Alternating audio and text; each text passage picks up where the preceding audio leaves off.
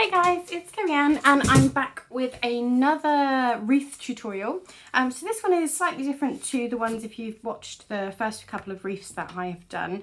So again, we're just going with the loose watercolour theme, but this one's just a little bit different to the super quick and easy one. So this one's using some different foliage on the wreaths. So again, I've used a circle. Draw myself a rough circle to start off, and then I'm just going to grab my watercolours. I'm going to use a round number 6 brush, and I'm just going to start off by making myself an area of the foliage green that I want. So I'm just using some of the olive green here. So to begin with, what I'm going to do is start laying down some of the leaves. Now I don't want these leaves to be solid. I want them to have some white spaces within them. So you can see that some of the leaves will have white spaces and some of them will have layered up darker greens within them. So I'm just going to come around and I'm going to leave some gaps in between those. So you can see here that I've cut the paper down to size because with this particular wreath I like to twist the page just to make it slightly easier. So I'm just coming round and adding those leaves. The next stage that I'm going to do is decide where I want the top and where I want the bottom of the wreath to be. So I think for this one I'm going to have it in this direction here. So this is where I'm going to then introduce some of the brown. So for this part I'm just going to introduce some brown stalks, some stripes of brown that are going to be where the berries are going to be. So again, this is very loose. This is just brush strokes on the page and none of them are going to be joined. These are all broken lines. Remember, when I work in the loose watercolour and the illustration style, I like to use broken lines.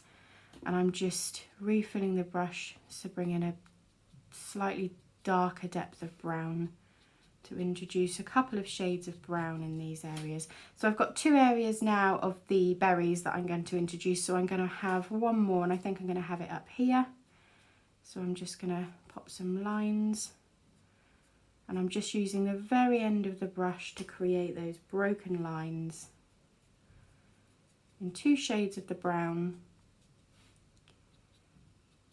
And there we go. So once you're happy with that, you can come back to the green. So I'm going to use the same green again, and this time I'm going to start introducing the foliage around in the gaps. So I'm leaving gaps again, as you can see.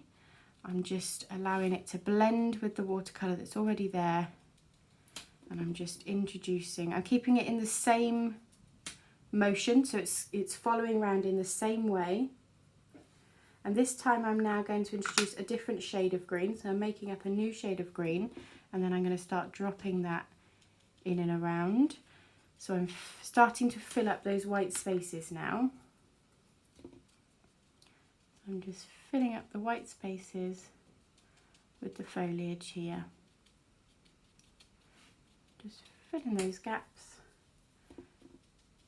And by using a different shade of green, it just gives it a lovely fresh foliage look. So I'm going to add some more stripes around now. So I'm just following around, bringing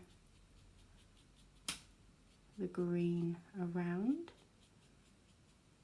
just so it has that flow. And then this is where you can start thinking about if you want to layer up a second layer of watercolour on the leaves. So some of you might want to use the green again just to add a depth of colour on top of these leaves, but you might have liked it lighter. It's totally up to you.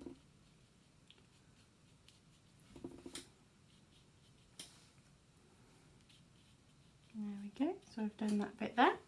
So then the next stage is to add in the red berries. Now ideally you want to wait till all of the green and the brown have dried before you drop in your berries, just so they don't blend, so they keep circular. But obviously for the sake of this video I'm just going to carefully drop them in now. So I'm just dropping in the 'red berries, some at the end of the stalks, some just mixed in. So I'm using quite a nice bright red here. Just dropping these in. Now obviously you could change this up and use different foliage. You could use mistletoe and drop in some white berries. Obviously then you would want to keep with the greens. You wouldn't really need the reds, the browns so much. But I'll do all sorts of different videos in the coming days with all sorts of different options that you could do for changing up the watercolour wreaths, because they make fantastic Christmas cards, because you can write obviously in the centre, Merry Christmas, season greetings, and you can do that in your hand lettering. So it's great fun.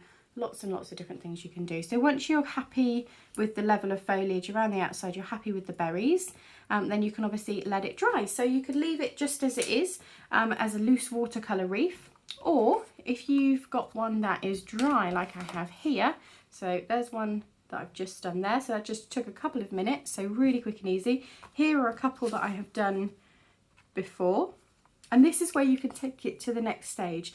So if you follow my channel or you follow my art journey, you'll know that I like to work in a very illustrative style.